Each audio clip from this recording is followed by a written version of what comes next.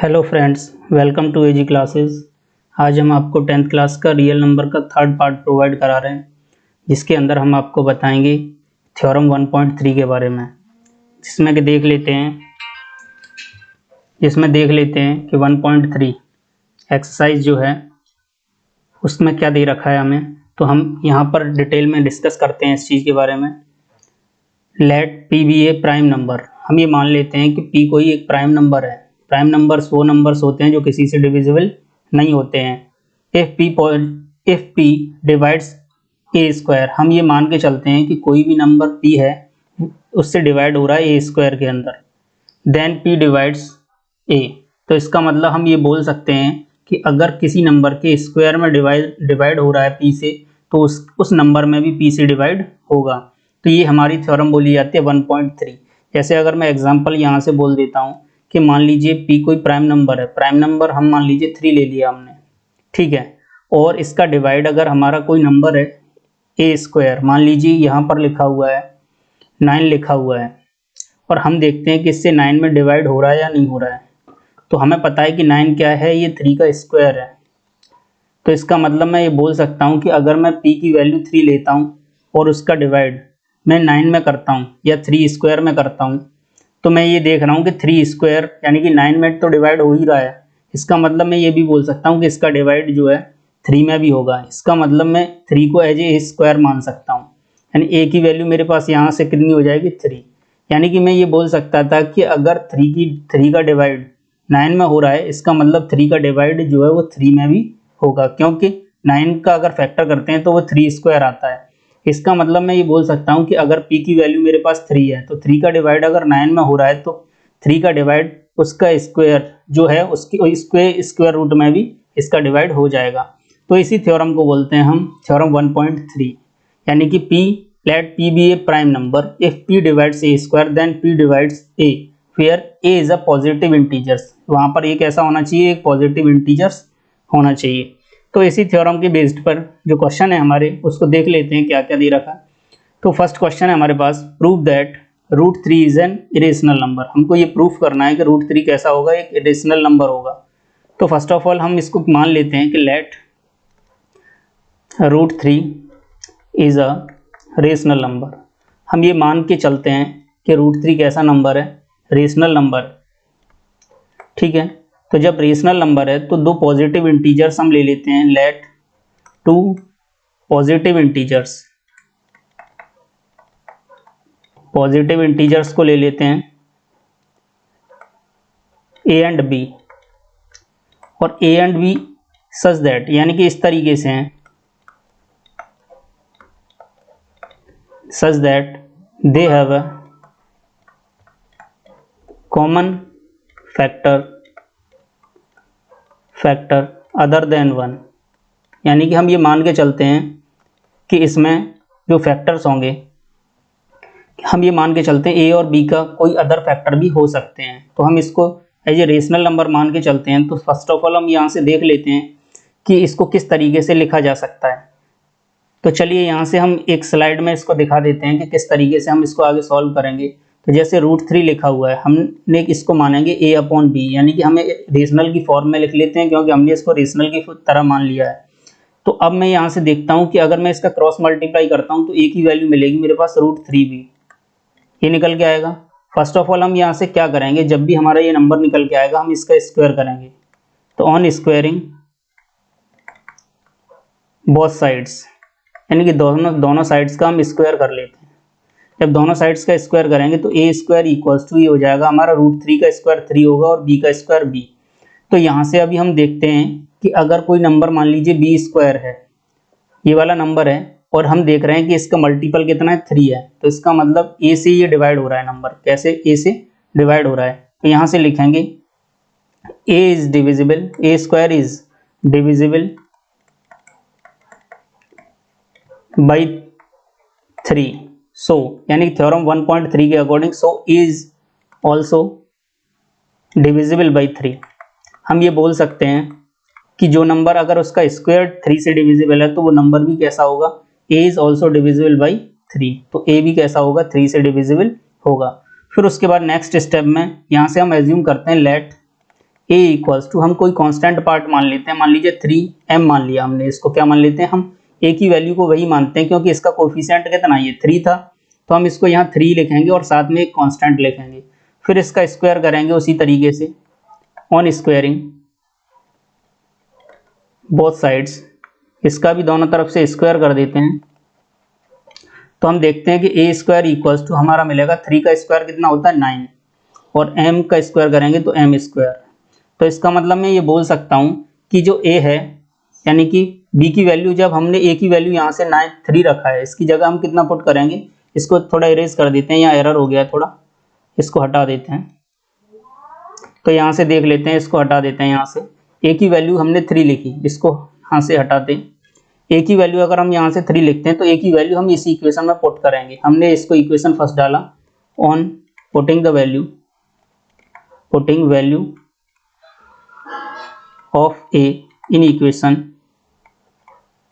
Equation first में रख देते हैं, तो a की वैल्यू जब हम यहाँ रखेंगे तो ये 3m, इधर 3m का स्क्वायर हो जाएगा, इक्वल्स टू लिखा हुआ है 3b स्क्वायर, तो 3 का स्क्वायर करेंगे तो ये 9m स्क्वायर हो जाएगा, और यहाँ पर ये 3b स्क्वायर है, तो हम 3 से जब इसको डिविजिबल करते हैं तो यहाँ से हम देखेंगे कि अगर 9 को इधर ले आते हैं तो ये हो जाएगा 3m square equals to b square, यानी कि मैं इसको लिख सकता हूँ b square equals to 3m square.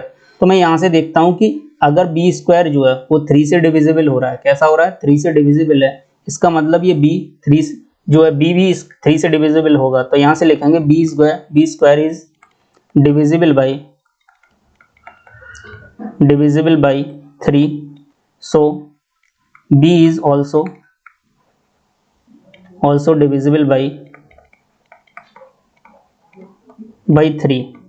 इसका मतलब मैं ये बोल सकता हूँ कि मैंने जो माना था कि a और b का अदर देन फैक्टर क्या होगा, यहाँ से हमने देखा कि a में भी 3 का डिवाइड हो रहा है और b में भी 3 का डिवाइड हो रहा है, यानी कि दोनों में ही 3 का डिवाइड हो रहा है। इसका मतलब ये नंबर तो कैसा फॉर्म आ रहा है, रेशनल निकल के आ रहा है, तो यहाँ से लिखेंगे विच इज कॉन्ट्राडिक्ट्स।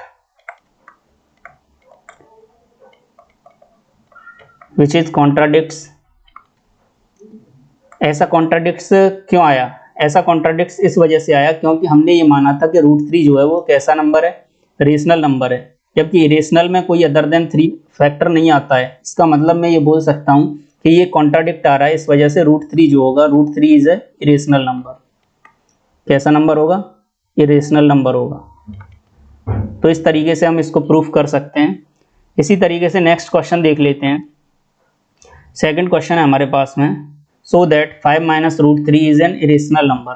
तो सेम उसी तरीके से यहाँ से लेट हम इसको 5 minus √3 equals to a upon b, यानी कि ऐसे मान सकते हैं। फिर यहाँ से जो कांस्टेंट ये नंबर है हमारा होल नंबर है, इसको अदर साइड में ले जाते हैं, या फिर a अपॉन बी को इधर लाएंगे, तो 5 minus a upon b equals to √3। तो हमने ये माना कि हम जानते हैं कि 5 एक होल नंबर है और उसमें से अगर हम एक फ्रैक्शन को माइनस करते हैं तो भी हमें जो नंबर मिलेगा वो रेशनल मिलेगा। तो ये रेशनल है, लेकिन ये √3 अभी हमने प्रूफ किया था कि ये कैसा नंबर है, एक इरेशनल नंबर है। तो यहाँ से हम कह सकते हैं कि इधर तो हमारा रेशनल आ रहा है और इधर वाले पार्ट में हमारा इरेशनल नंबर है, तो इसका ये कॉन्ट्राडिक्ट हो रहा है। ये क्या हो रहा है, कॉन्ट्राडिक्ट है। तो यहाँ से लिख सकते हैं हम 5 is a rational number, 5 is a rational number when we subtract a upon b from 5, then we get a rational number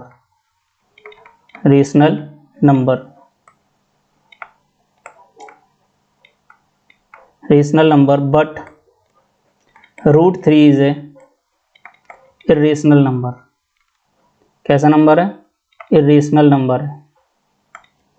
so it is contradict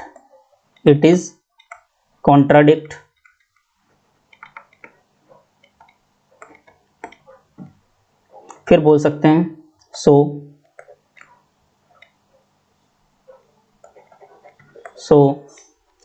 5 minus √3 is a irrational number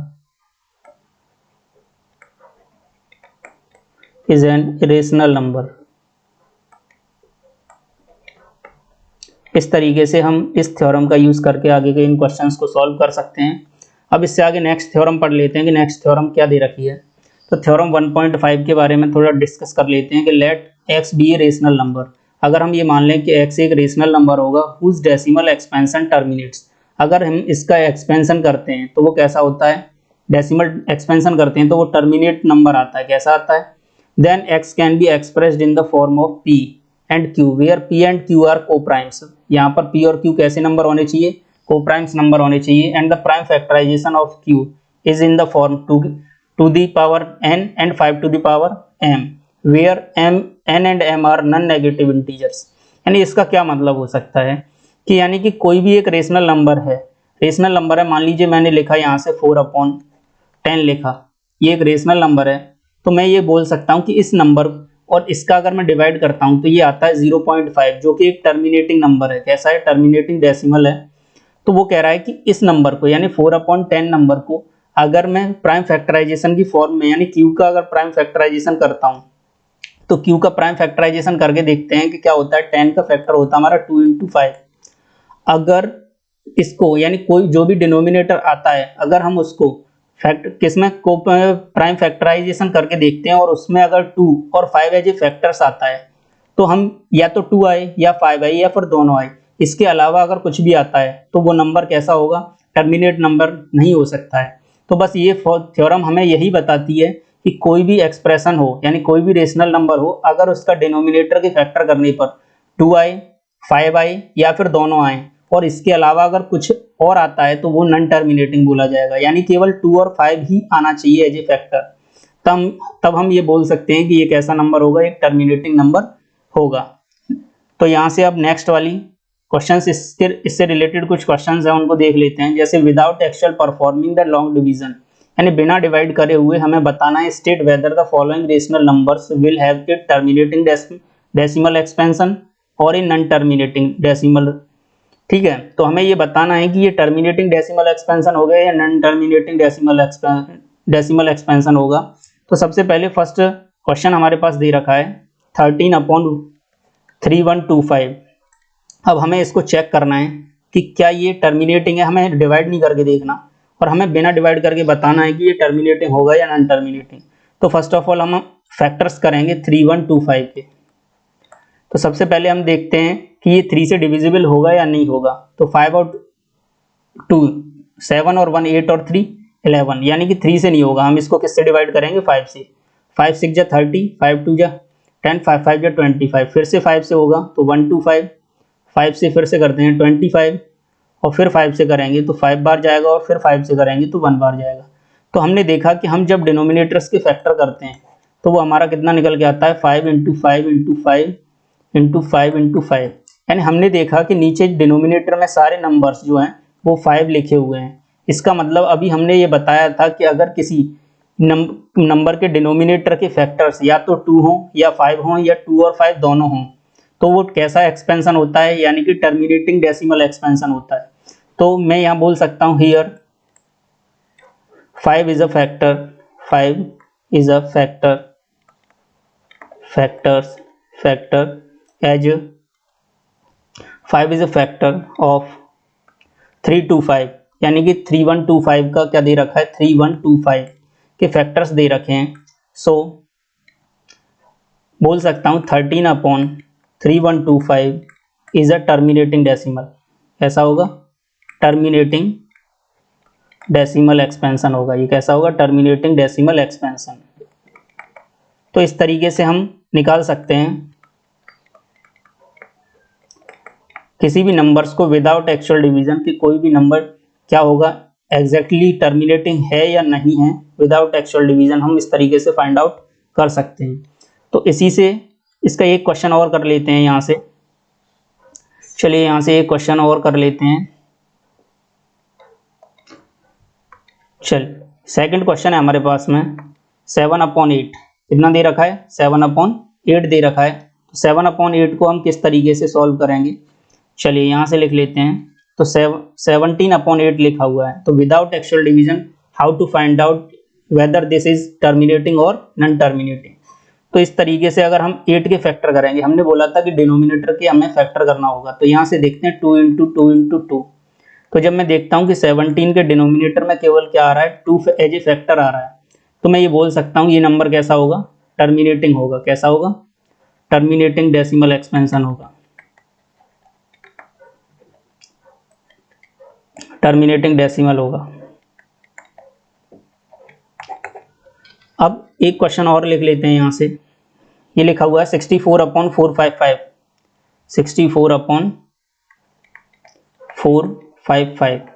तो सबसे पहले डिनोमिनेटर के factor कर लेते हैं यहाँ से 455, तो 5 से डिविजिबल कर देते हैं इसको।